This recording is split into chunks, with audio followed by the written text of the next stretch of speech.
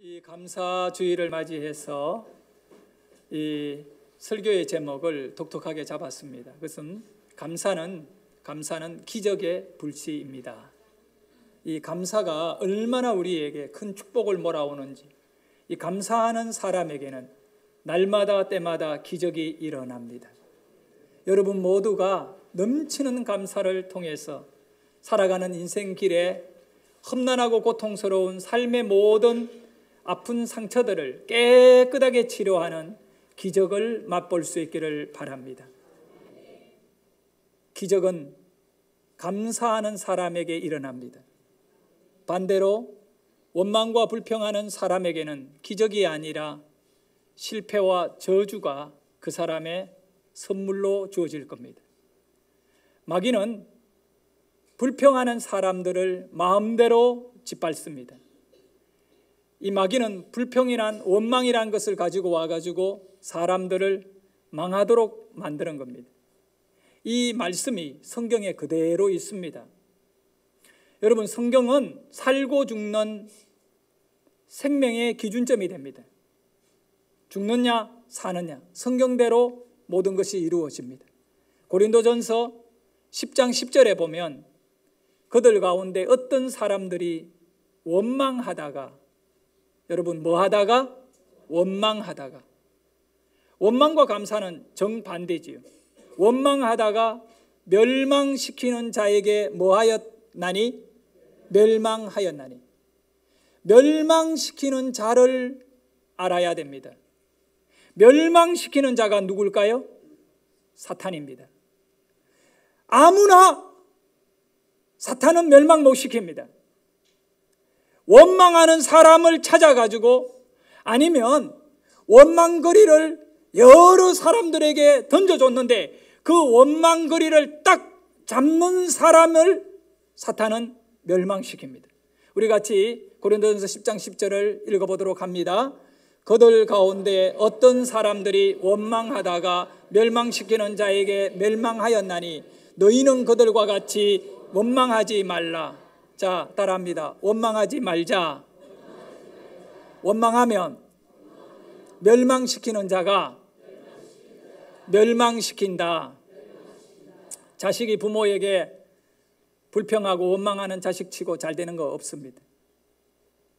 성도 가운데 교회에 원망하고 불평하고 하나님에 대하여 기도할 적에도 감사보다는 원망이 훨씬 많습니다. 하나님, 왜 이렇게 나를 내버려 두었느냐고. 그 마귀가 계속 원망하라고 우리에게 충동합니다. 하지만 우리는 믿음을 가지고 원망의 거리를 덮어버리고, 그래도 하나님 감사합니다, 이 고백이 여러분의 삶이 될 수 있기를 원합니다. 믿는 사람들에게 가장 큰 힘은 감사입니다. 이 감사가 무엇으로 드러나야 되느냐? 마음에 있는 감사, 이것이 어떻게 우리에게 구체적으로 드러나야 되느냐 하면 기도라고 하는 것을 통해서 하나님 앞에 감사가 드러나게 됩니다. 여러분 한번 생각해 보세요. 하나님께 기도하잖아요. 쉬지 말고 기도하고 언제나 이 모든 일에 다 기도해야 하잖아요. 기도에 철저한 기초가 있습니다. 그 기도의 기초는 바로 감사여야 합니다. 만약에 여러분이 수없는 시간을 기도하더라도 원망하는 것으로 기도한다면, 불평하는 것으로 기도한다면, 그가 하루에 10시간을 기도하더라도 그 기도는 하나님 받지 않습니다. 5분을 기도하더라도 하나님께 감사하셔야 돼요.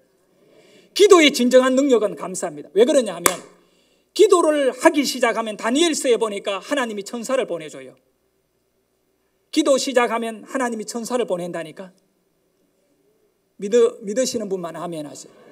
내 기도에 하나님의 천사가 보내진다. 그래서 천사의 그 모든 금그릇에 담겨가지고 하나님께 올라간다, 이렇게 성경은 나와 있어요. 우리의 기도가 금그릇에 담겨, 금향로에 담겨 하나님께 향이 되어 올라간다. 그런데 천사가 기도를 시작하면 내려와요. 내려와가지고 그 기도를 담잖아요. 담는데 뭐만 담는다? 감사의 기도만 담지, 원망하고 불평하고 이렇게 마음에 정말 하나님을 향하여 이런 안 좋은 것들은 다 내다버리는 거예요. 그런데 여러분이 10시간을 기도하는데 담을 것이 하나도 없으면 빈 것 갖고 올라가는 거예요. 그런 사람이 10번이고 20번이고 기도한들 뭐합니까? 나중에 천사가 안 속습니다. 이거 쟤한테는 가봤자 담을 것이 없어. 그래 아예 안 갑니다.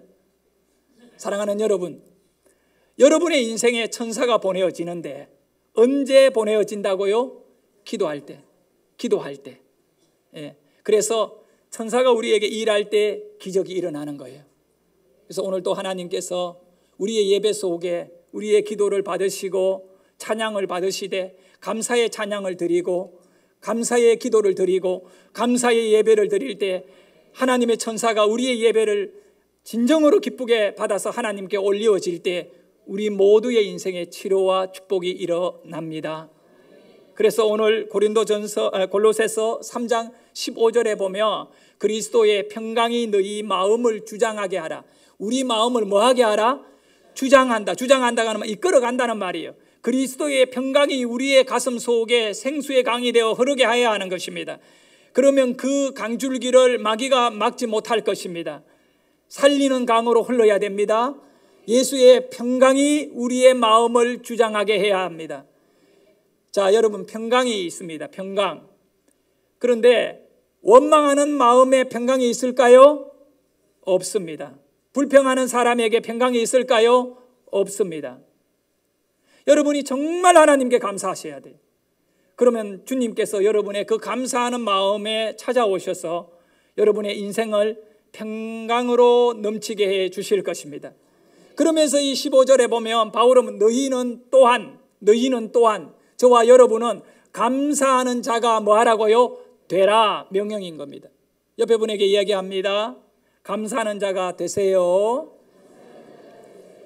기적이 일어납니다. 네. 원망거리 많이 있을 수 있습니다. 불평거리 있을 수 있습니다. 없다 얘기가 아닙니다. 그럼 우리는 믿음을 갖고 사는 사람이잖아요.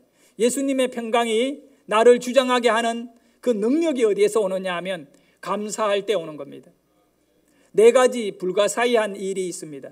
그거는 인터넷 같은 데 보면 세상 사람들이 4가지 불가사의한 것이 있대요. 첫 번째는 하늘에 별을 따는 것은 불가사의한 일이다. 하늘에 별 못 땁니다. 그렇지요? 두 번째는 장가간 아들 마음 돌리는 것은 불가사의하다. 장가가면 그냥 끝난다.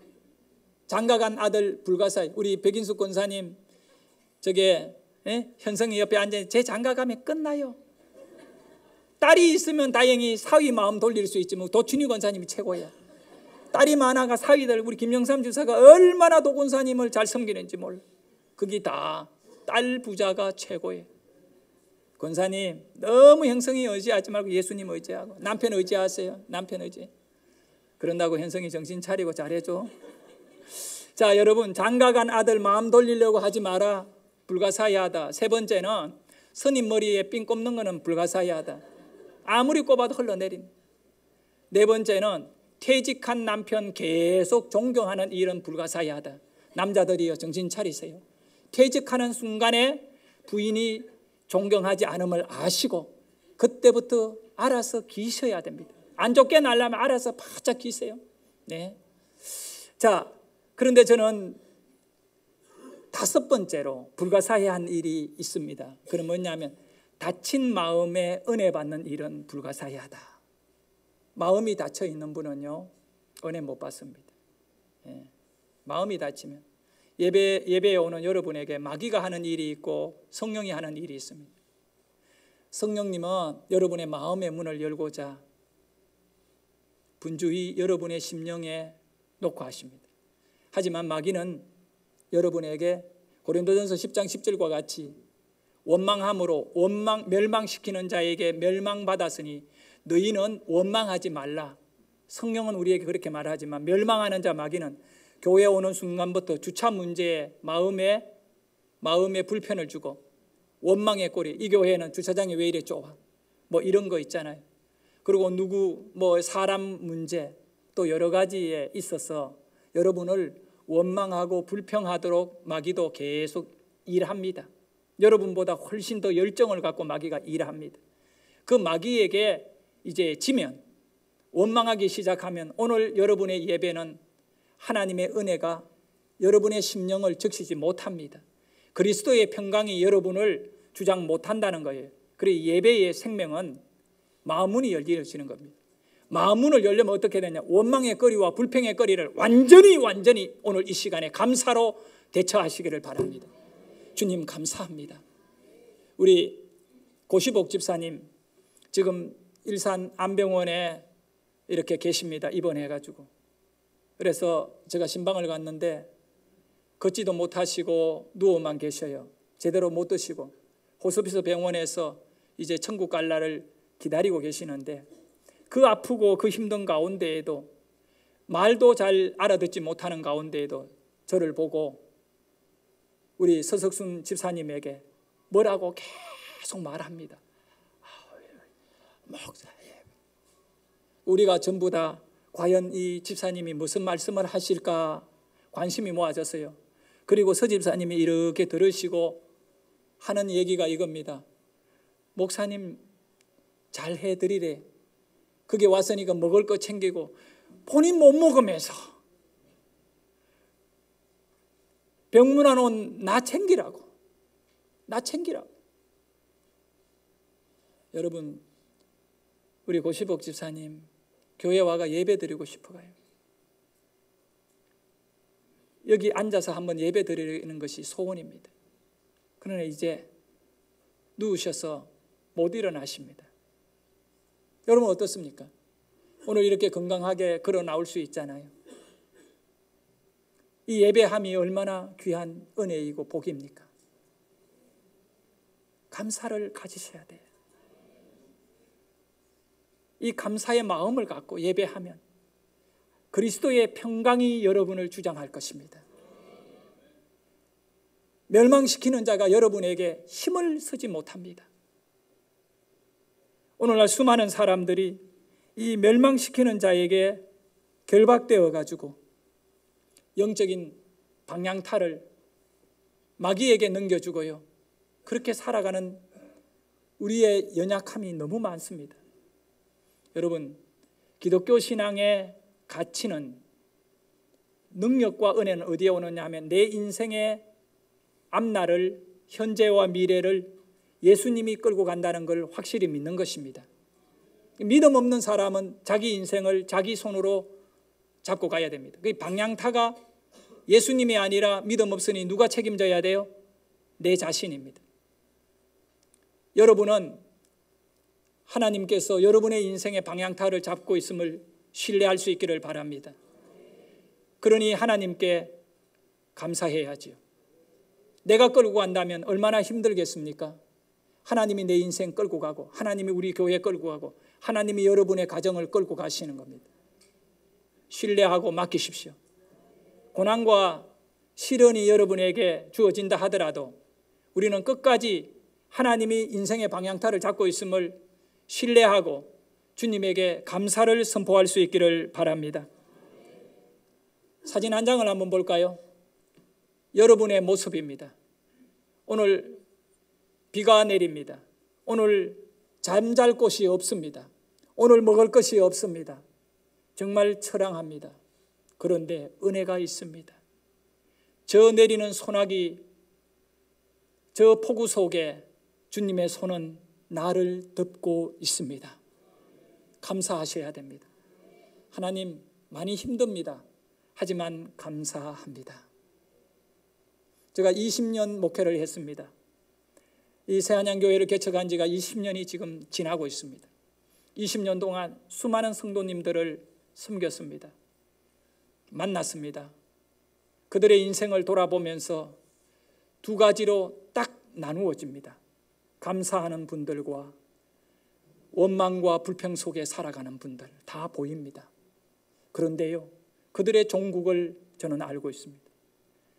결국 믿음이 능력인데 감사하는 분들은 믿음의 능력을 맛보는 자들이고 기적을 그들이 누리더라고요. 그러나 제 아무리 기도 많이 하고 교회에 충성하고 헌금하고 헌신했다 하더라도 불평의 믿음을 갖고 있는 사람들은 낙엽이 떨어지듯이 인생이 다 메마르더라고요. 결국 그들이 살아있는 거예요. 왜냐하면 하나님께 감사가 없으니까 인생이 마르더라고요. 여러분, 가진 것이 아무것도 없고 병들었고 힘들더라도 하나님께 감사가 있으니까 그 인생이 힘을 얻더라고요. 저렇게 주님의 손이 그 인생을 덮어주더라고요. 우리는 원망하는 자들과 같이 원망하다가 멸망하는 자들에게 멸망받는 자가 되지 말아야 하고 원망하지 말기를 소원합니다. 부부관계도 마찬가지고 자식과 부모의 관계도 마찬가지입니다. 원망과 불평을 가지면 가정이 지옥입니다. 여러분, 저를 따라 한번 해주세요. 감사가 있으면 천국이다. 원망과 불평이 있는 곳에는 지옥이 된다. 지옥에서 살고 싶어요? 그런 분 없겠지요? 그러면 이제 지옥 같은 환경이라면 감사를 하는 순간에 천국이 될 줄 믿으시기를 바랍니다. 우리 한번 주님에게 고백해 보요. 주님 감사합니다. 한번 고백합시다. 주님 감사합니다. 이 감사가 믿음이기를 소원합니다. 믿음이 있다 없다 이것을 깨달아야 합니다. 믿음 없는 사람은 불평과 원망합니다. 믿음 있는 사람은 무조건 감사합니다. 하나님이 일할 것을 믿기 때문에 감사하는 겁니다. 그래서 예배자들, 하나님이 가장 찾으시는 인물이 예배자입니다. 하나님이 가장 찾는 인물이 감사하는 사람입니다. 저는 성경 두 곳을 여러분에게 소개하려고 합니다. 먼저 시편 100편 2절에 보면 기쁨으로 여호와를 섬기며 노래하면서 그 앞에 이건 예배를 요구하는 겁니다. 하나님께 네가 기쁨으로 예배해야 되고 노래하며 예배해야 되고 그 하나님께 나오라 이 얘기입니다. 요청입니다. 어떤 자세로 하나님께 나와야 되느냐? 이 시편 100편 2절의 말씀의 결론은 3절입니다. 자, 우리 읽을까요? 시작. 감사함으로 그 궁정에 이르러 감사하며 그 이름을. 자, 여기 두 가지가 있습니다. 감사함으로 문을 열어라. 그리고 감사함으로 그 이름을 송축해야 한다. 바로 여호와의 이름, 우리 주님의 이름을 무엇으로 송축해야 된다고요? 감사로 송축해야 합니다. 예배의 시작은 감사이고 예배의 내용은 감사인 것입니다. 우리는 오늘 교회에 와서 하나님께 예배하잖아요. 여러분의 삶의 현장에서 하나님을 예배하기를 원한다면 쉬지 말고 기도해야 되는데 쉬지 않는 예배가 이루어지는 것은 바로 여러분의 기도가 하나님께 원망이 아니라 감사가 되어야 하는 것입니다. 하나님이 왜 내게는 저 사람이 가진 것을 주지 않았습니까? 하나님이 왜 나에게는 이런 어려운 일이 생깁니까? 예수 믿는데도 왜 이렇게 안 풀립니까? 여러분, 다 여러분의 인생의 방향타를 잡고 계시는 예수님의 계획이 있음을 믿으셔야 됩니다. 그러므로 인하여 감사하시면 기적이 일어날 것입니다. 예배의 가장 중요한 것은 뭘까요? 감사 마음이 있느냐 없느냐 이겁니다. 그러므로 우리가 그 어떤 음악을 악기를 갖고 어떤 설교를 듣는다 하더라도 감사의 마음이 없으면 여러분의 마음은 꽁꽁 닫아둔 곳입니다. 그래서 이 마음을 활짝 열기 전에는 하나님의 은혜가 여러분에게 들어가지 않습니다. 불가사의한 일, 다친 마음에 뭐가 없다고요? 은혜 받지 못한다. 그러므로 이 은혜를 받으려면 닫혀있는 마음을 여는 비결, 이 문은 밖에서 열 수 없습니다. 닫혀있는 문은 안에서 열어줘야 됩니다. 여러분의 마음 안에서 열어야 됩니다. 어떻게 열 수 있느냐 하면 다른 것으로 안 됩니다. 하나님의 말씀을 내가 이해해서 되는 것이 아니고 감사할 때 이 문은 활짝 열리는 줄 믿으시기를 바랍니다. 감사하셔야 됩니다. 사도 바울은 우리에게 이 감사를 요구하고 있습니다. 너희 마음을 그리스도의 평강으로 주장하게 하라. 뭐로 주장하게 하라고요? 평강. 예. 감사는 누가 드릴 수 있나요? 평강을 이렇게 선포하고 나가는 그 심령 위에 감사가 가능하죠. 여러분, 몸이 아프고 빚쟁이들이 문 앞에 와가지고 소리 지르고 있는데 그 사람에게 평강이 있겠나요? 없지요. 예. 문제를 해결하기 전에는 평강은 일어나지 않습니다. 우리 수험생들 마음에 평강이 있겠나요? 시험을 끝내야 평강이 옵니다. 좋은 성적 받으면 더 큰 평강이 옵니다. 그와 똑같은 것입니다. 우리가 그리스도의 평강이 우리에게 주정하려면 그리스도의 능력이 내 인생의 문제를 다 붙잡아 버려야 됩니다. 이해가 되시면 아멘 하셔야 돼요. 그러면 주님이 여러분의 돈 문제, 건강 문제, 자식 문제, 직장 문제를 주님의 평강으로 완전히 붙잡아 버리게 하는 방법이 뭘까요? 주님, 직장 감사합니다. 직장에서 사람들로 인하여 시달리더라도 그 직장을 감사하시기를 바랍니다. 그러면 내가 저 사람 때문에 내가 망할 것이 아니라 주님 때문에 내가 기적을 맛보며 승리하게 되는 줄 믿으셔야 됩니다. 그리스도의 평강으로 말입니다. 누가복음 17장에 보면 10명의 문둥병 환자가 예수님을 향하여 간절히 요청하고 있어요. 선생님, 우리를 불쌍히 여겨주십시오. 소리를 지르면서 그렇게 길을 가는 예수님을 향하여 부르짖고 있습니다. 예수님께서 예루살렘으로 올라가는 길 가운데 만난 10명의 문둥병 환자입니다. 예수님이 그들에게 제사장에 너희 몸을 보여라고 말씀하셨습니다. 그리고 그 제사장들은 예수님의 말씀을 믿고 제사장을 향하여 달려갔습니다. 막 뛰어가는데, 희망을 갖고 달려가는데 그들의 몸이 매우 가벼워졌다는 것을 알게 되고, 특히 나병 환자들이 이 시력을 빨리 잃어버려요. 시신경이 죽어버리고. 그래서 앞이 안 보이던 그들이 갑자기 눈이 밝아지면서 온몸에 진물이 흘러내렸는데 손이 너무 깨끗하고 모든 것이 정상적으로 돌아온 거예요. 여러분, 이럴 경우에는 어떤 감동적인 일이 나에게 일어날까요? 춤을 추게 됩니다. 춤추지 마라 하더라도 자기 몸이 일순간에 길을 달리고 있는데 몸이, 손가락이 떨어져 나간 손가락이 다 마디가 살아나고요, 문드러진 코가 솟아오르고 걷지 못하던 이 절름발이가 제대로 걷게 되고, 이런 놀라운 역사가 일어났을 때에는 춤추게 돼. 막 얼마나 좋은지 막 몸이 좋아졌어요. 내가 볼 때 우리나라의 이 춤이요, 바로 치료받은 춤이야. 우리 한국 사람 춤을 잘하면 또 손을 딱 흔들어요. 언제나 닐리리야 닐리리. 아리랑도 마찬가지. 아리랑. 왜 손이냐? 손이 좋아졌거든요. 손 없으면 어떻게 해요? 아리랑. 멋이 났잖아요. 그러니까 이 문둥병자가 손이 치료되니까 아리랑 이러듯이 너무 좋다 막 춤을 추는데, 이 춤 다음에, 이 기쁨 다음에, 우리에게 주어진 이 기적 다음에 감사가 있는 자와 감사가 없는 자로 딱 갈라져 버려요. 우리는 구원에 말할 수 없는 기적을 맛본 자들입니다. 이 구원의 기쁨을 우리 주님을 향하여 돌아와서 감사할 수 있기를 원합니다.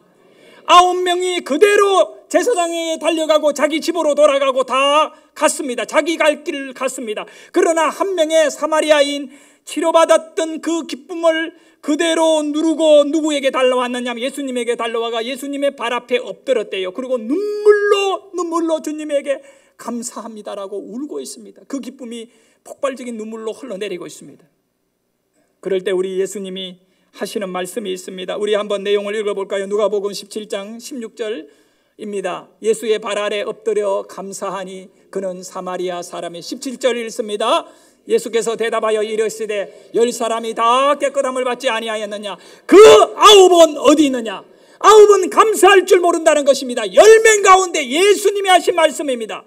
10명이 다 깨끗함을 받지 않았느냐? 그러나 그 9은 어디 있느냐? 라고 예수님이 묻고 계십니다. 여러분, 이 말씀의 의미를 깊이 있게 우리는 묵상해야 됩니다. 우리도 똑같은 인간입니다. 우리에게도 이런 기적이 일어나면 나는 10명 가운데 1명에게 속할 수 있을까? 9명에게 속할 수 있을까? 우리는 교묘하게 우리의 인생을 이 말씀과 부딪히면서 발견해야 됩니다. 나는 매사에 예수님을 향하여 감사하는 삶인가? 그러니까 10명을 세워놓으며 예수님의 은혜에 감사할 사람은 몇 명 정도 확률이다고요? 1명이다는 거예요. 예수님이 인원수를 갖고 이렇게 비유로, 아니면 실제로 일어난 사건으로 말씀한 거는, 그거는 확률을 말하는 거예요.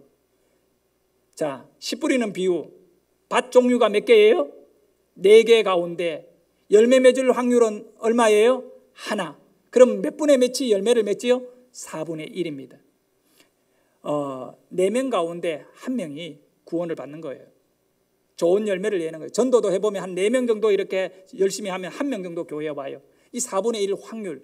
우리나라도 4명 가운데 1명이 최고로 이 전도가 많이 되었을 때에는 4분의 1이 이렇게 기독교인으로 지금 되어 있습니다. 한 1,000만 명 더 되게 1,200만 명 정도 이렇게 예상하고 있습니다. 그런 거와 같이 감사는 더 어려운 거예요. 감사는요, 10명 가운데 1명이 주님이 받으실 만한 이 기쁨의 감사를 돌린다. 교회 안에 성도들이 많잖아요. 근데 얼마나 원망의 소리들이 많습니까? 끊임없이. 그건 인생의 방향타를 자기가 잡고 있기 때문에 그래요. 내가 놓아버려야 돼요. 그러면 내게 일어나는 힘들고 어려운 불평거리도 주님 감사해요. 한 발짝만 걸을 수 있으니 감사해요. 그 다음에 두 번째 또 발자국 옮기면 되잖아요. 그렇지 않나요?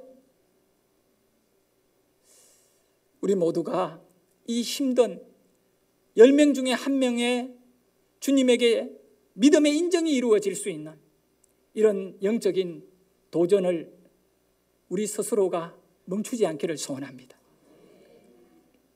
10명 가운데 1명. 진정으로 감사하는 자가 여기에도 숫자가 많이 앉아있지만 10명 가운데 1명이라. 그리고 최대한의 극의 감사를 올려드려야 됩니다. 성경에는 몇 가지 요구를 하고 있어요. 쉬지 말고 기도해라. 그 다음에 범사에 감사하라. 그 범사라는 것은 안 좋은 일까지도 다 들어가는 거예요. 감사하면 거기에 기적이 일어나는 것이죠. 딱 이렇게 계속해서 영적으로 파괴되어지고 파괴하는 자에게 파괴당하는 사람의 특징이 있어요. 감사 다 잃어버렸어요. 구원의 감동 다 잃어버렸어요.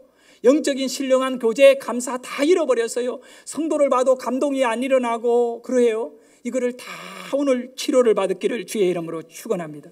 자, 저를 따라 합시다. 감사는 고난의 치료제이고 구원의 믿음입니다.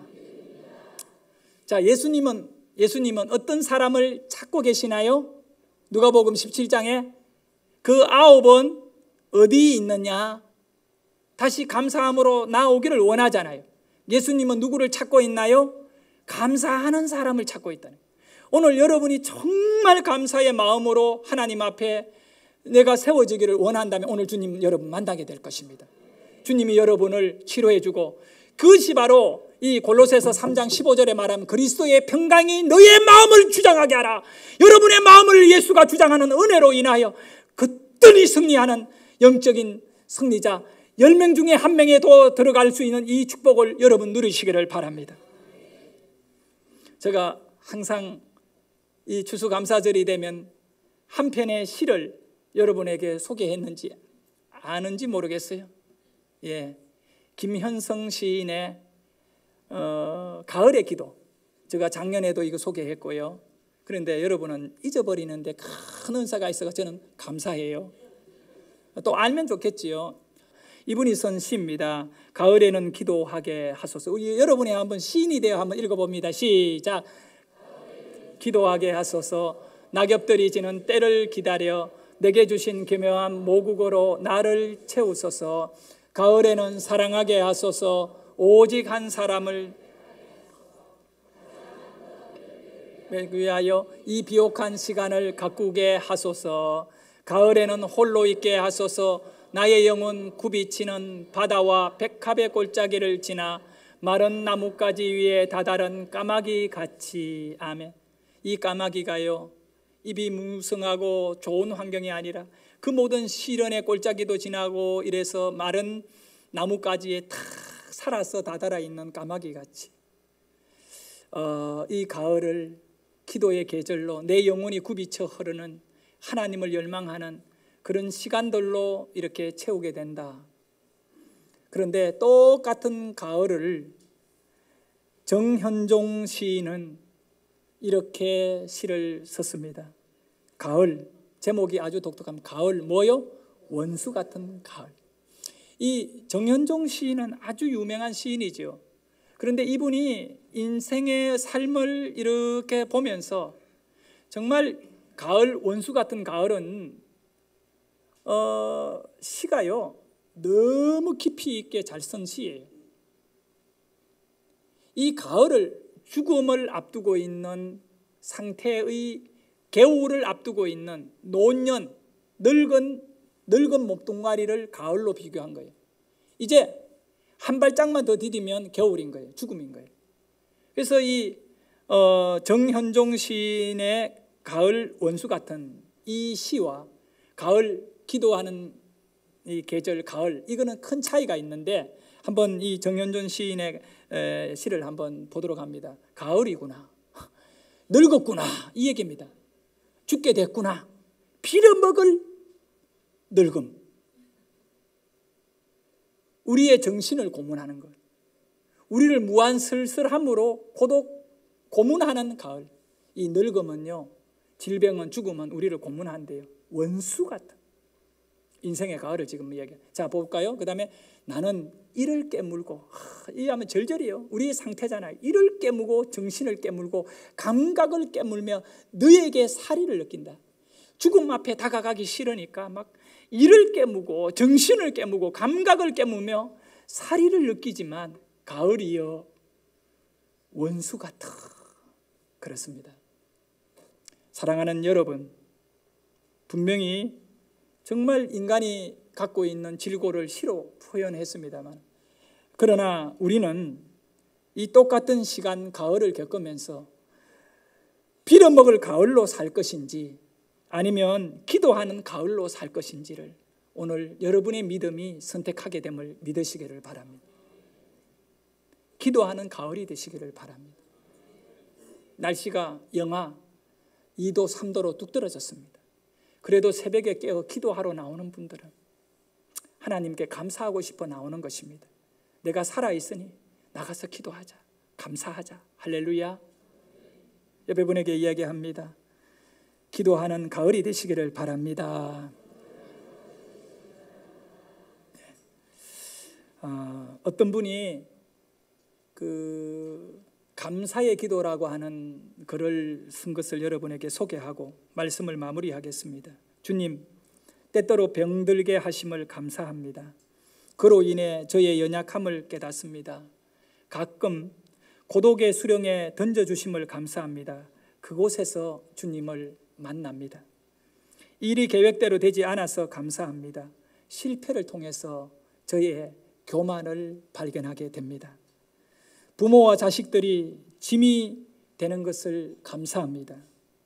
사람 사는 보람을 느낍니다. 먹고 사는 일이 힘겨워 감사합니다. 눈물로 먹는 빵의 의미를 깨닫게 됩니다. 불의가 득세하는 시대에 살게 하심을 감사합니다. 하나님의 의가 분명히 보입니다. 땀과 고생의 잔을 맛보게 하심을 감사합니다. 주님의 사랑을 더욱 깨닫습니다. 감사는 기적의 불씨입니다. 오늘 우리는 바울이 골로새 교인들에게 그리스도의 평강이 너의 마음을 주장하게 하라.